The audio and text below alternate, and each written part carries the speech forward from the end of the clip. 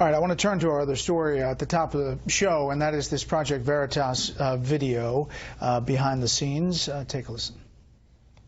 Good news is the candidate would like to have a mascot following around the duck. Following around the candidate, Trump. But the bad news is she wants it to be Donald Duck. And that's because Sklar is an old Clinton hand. Yeah. He had gone to some buddy of his who's one of her body people, and she had explained Hillary, and Hillary just loved it. These individuals no longer have a relationship with the DNC. They've never had a relationship with the Clinton campaign. This was, again, a video that was leaked out for the purpose of damaging the campaign. It is edited, so we don't know what the full context is. Bob's contract, according to the records that I was able to pull at the DNC, was not signed until June of 2016.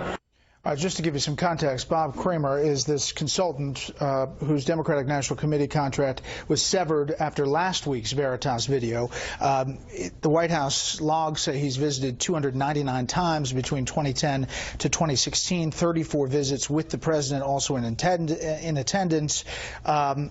Now, some have said that there are even more of those, and meeting with the president. The bottom line is this guy is connected, Laura, and these videos show that he's talking about Hillary Clinton saying, you know, let's get these Donald Ducks about tax returns out to this outside organization. Yeah, if these are independent expenditures being used, they're not supposed to be coordinated with the campaign. Now, there's a very strict three-pronged test. It's to be able to meet whether this coordinated expenditure, which is against federal election law.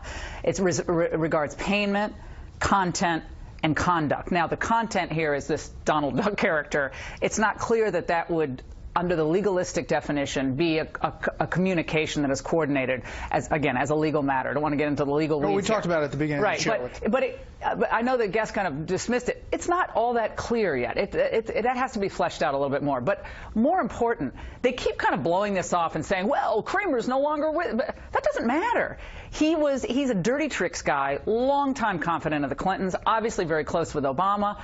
And he was involved in this, and clearly, according to that video, and I can't see how they say that's edited, Hillary Clinton gave the thumbs up to this.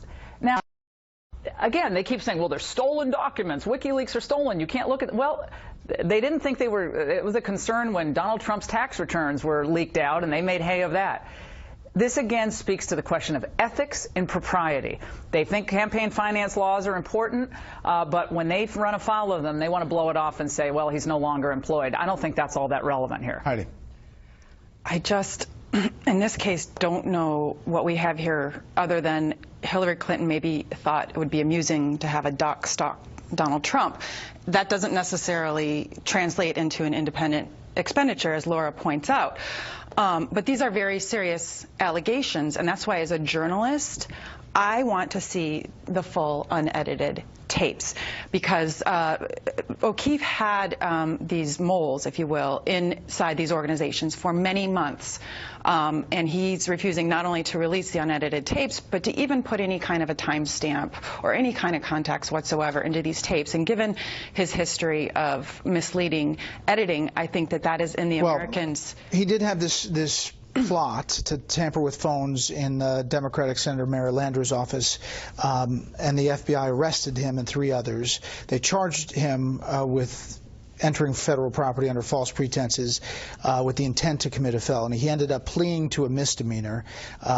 He was sentenced to 3 years probation, and that didn't have to do with any of the editing of that tape. Just to be clear of that, of the charges from before. Yeah, but a lot of the subjects in these tapes from the past and current, including the lady who was on the oxygen tank, she's been contacted by news organizations, and she said that is not what happened. Yeah, and we are looking at the tapes as far as the unedited portions where they're talking about the interactions with the Clinton campaign. And I guess the point here is that they have, to Laura's point, have dismissed this entirely. The first tape dealt with inciting violence at Trump rallies, Tom.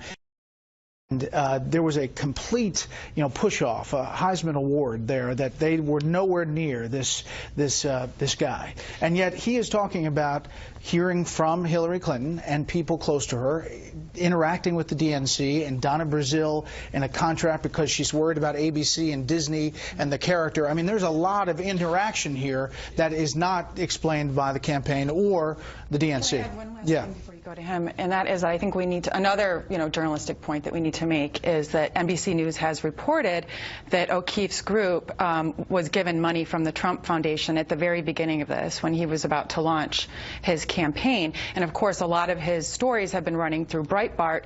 At that time, Steve Bannon was the head of Breitbart, and he's now Trump's campaign manager. So you have to point out the connections as well. Yeah. Well, I think the issue here is that Donald Trump, the issues at the beginning of October, it would really give him a pretty powerful opportunity to just reinforce that notion. It speaks to something that I think pretty much everyone, whether they admit it or not, regardless of political leanings, believe now, which is that the Clintons are sort of cronyism incorporated, that there is a deep center to them that in various ways is sustained by the suspension of truth in political expediency. The problem is, I think at this point in the election, because the Trump campaign is sort of self-defined by chaos in a way, his ability to use this to sort of drive those undecided voters into his bloc and say, look, Hillary Clinton, this is something I've already said. I think that people already believe this. It reinforces something that is most people in the country, most voters, believe already existed. It's in an ethical sense terrible, but politically, I don't know how it changes the dimensions of the race. Yeah, and we'll see. And legally, obviously, there are questions as well about where it goes.